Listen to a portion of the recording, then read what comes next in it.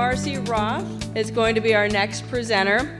She's going to join us to share her personal and professional story and to share with us her perspective of disability, civil rights, and disasters. Thank you, Marcie. Thank you very much, and thank you to a wonderful team of folks that I have the opportunity to be up on the stage with. And I also want to thank Kathy Francis for this great opportunity. So I'm going to talk about disability, civil rights, and disasters, and where that has been central to what brings me to standing here before you. I'm going to start with some significant dates, more helpful to me than you, but I will be reflecting on those dates, beginning one day short of 18 years ago, and I'm sorry, 28 years ago. Math is not my strong suit.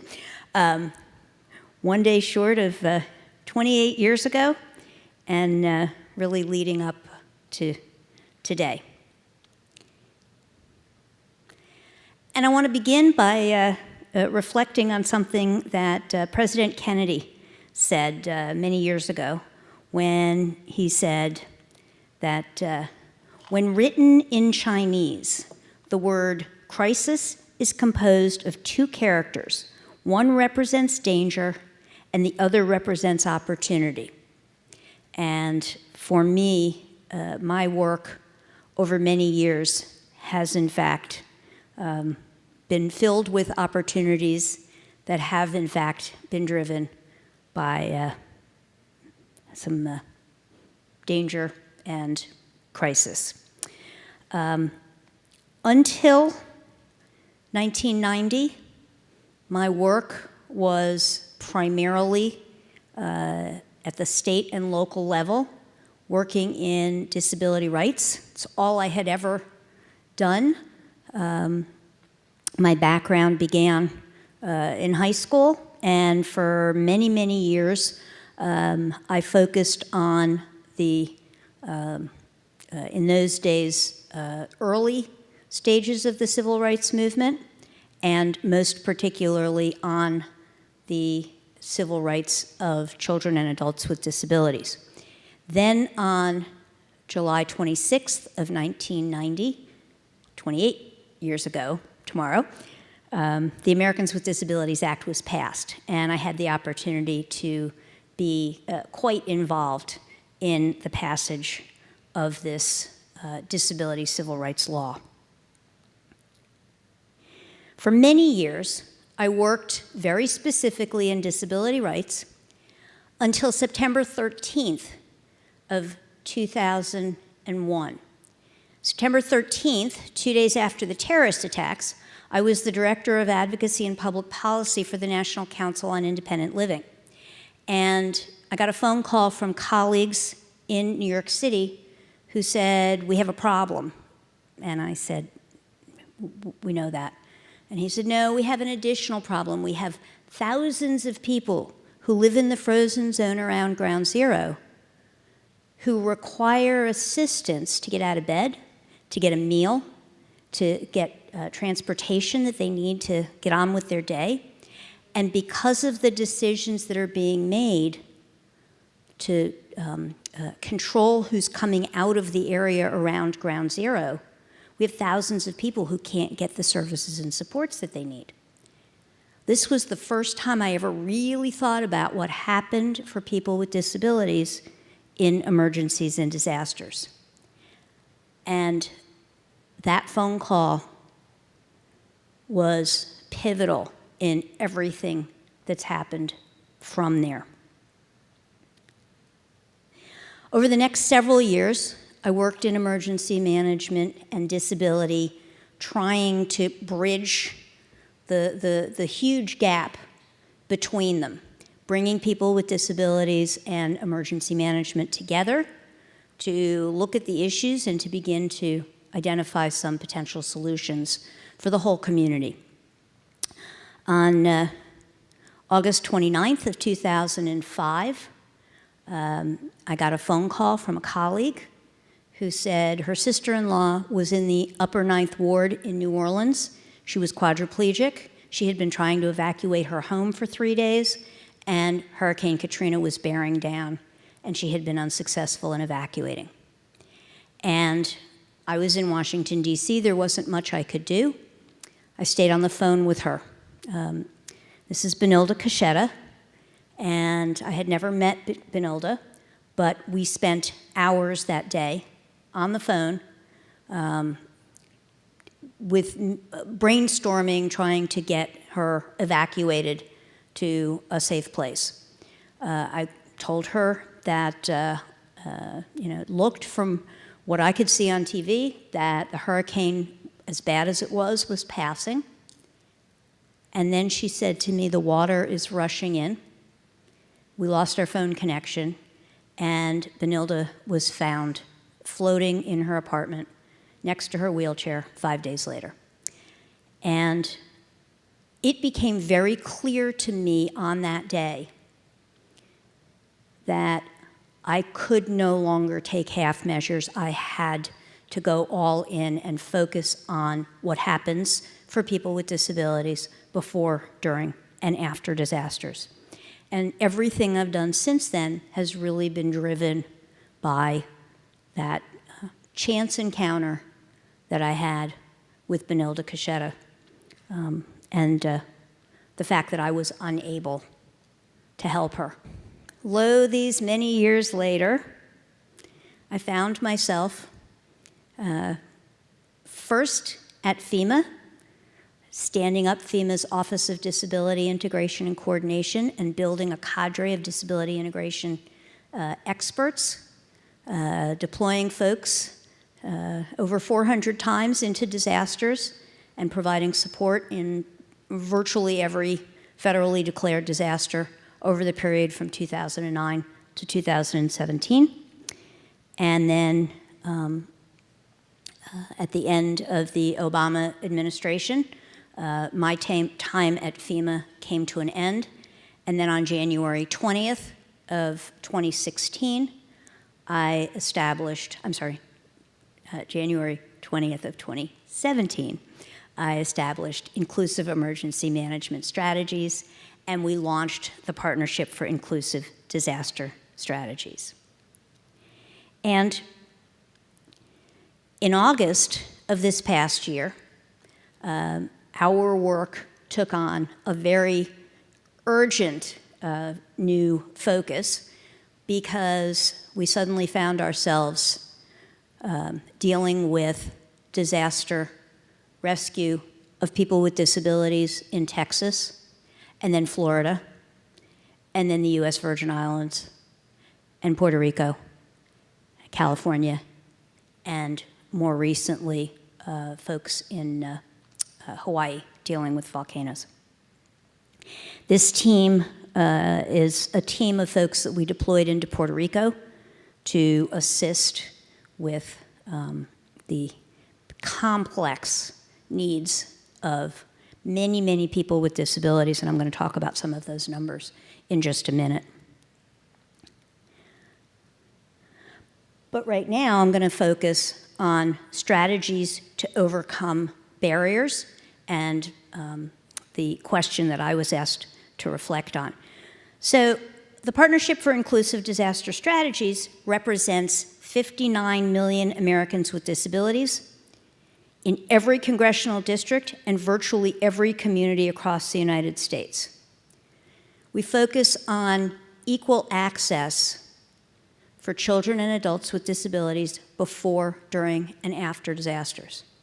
You probably didn't know that there were 59 million Americans with disabilities. In fact, globally, somewhere around 1.5 billion people have disabilities. And in fact, we think those numbers are significantly lowballed. And I'll spend a little time visiting that in a few minutes. Our priorities include community engagement and organizing, advocacy and public policy leadership, training and education, technical assistance before, during, and after disasters. So what we do is support folks to not just be the folks that we plan for, but rather giving people the tools and resources they need in order to be part of community resilience initiatives, so that we're not planning for people, but instead we're planning with people with disabilities. This is very personal to me. I'm a person with a disability. I have lupus and rheumatoid arthritis. I also have 2 children with disabilities and have had to fight for our rights for many, many years. I take 30 different medications every day, and so my personal preparedness requires that I consider a number of factors that other folks might not necessarily have to take into consideration. So this stuff is not only personal to me because I've committed to it after Benilda's death, it's also very personal to me because of my own personal experiences and because I am a big believer in community resilience. And community resilience is only possible if we plan for and include the whole community. Our stakeholders are a broad cross-section. Virtually everyone is a stakeholder when it comes to community preparedness and resilience. And when we get this right, we can begin to reduce the disproportionate impact of emergencies and disasters on children and adults with disabilities. The UN tells us that 2 to 4 times more people with disabilities die or are injured in a disaster. So now I'm going to throw a couple of fast facts. There were 47 million people impacted by the disasters between August and December. 47 million people. 20% of the US population are people with disabilities. That means there were 10 million people with disabilities impacted by the hurricanes, wildfires, and flooding. So it's particularly important in the work that I do that we connect the dots with the civil rights obligations. And in fact, whether it's the Americans with Disabilities Act or the Rehabilitation Act, there are legal obligations in every community, and so the work that we do drives the implementation of this civil rights obligation that every community has to meet. So when we talk about disability, there is a legal definition. That legal definition is very sweeping, and it includes many major life activities and bodily functions. And if we look at it in an infographic, in fact, the CDC tells us 22% of people in the US have disabilities, and it maps out what kinds of functional disabilities folks have. The law around federal funds and civil rights obligations is very clear, and so anyone who accepts federal funds must take into consideration how we accommodate children and adults with disabilities and provide equal access. So the work that my organization does is not in being the whip cracker, not in being the stick, but rather in bringing together stakeholders from across the community to build capacity so that communities are more resilient for the planning that they do, inclusive of people with disabilities. And this is because what happens to people with disabilities has a direct impact not only on them, but on the rest of society, especially their families and communities. When we talk about access and functional needs, I want to point out that good planning isn't just in meeting those civil rights obligations. It's also really important that we're focusing on that broader cross-section of our community, older adults, people with limited English proficiency, many other people who in that disaster have similar accessibility needs. When I go into DC and I leave my car at Shady Grove, it doesn't matter that I have a car, because if I needed to evacuate the District of Columbia and the metro was down, I would be carless. I would be an individual who does not have transportation and cannot evacuate without assistance.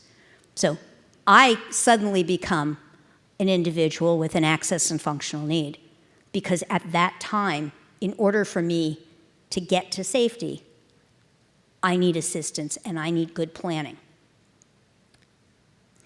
So when we think about the whole community, we're not just focusing on people who have legal protections, people with disabilities, 59 million people, 22% of the US population.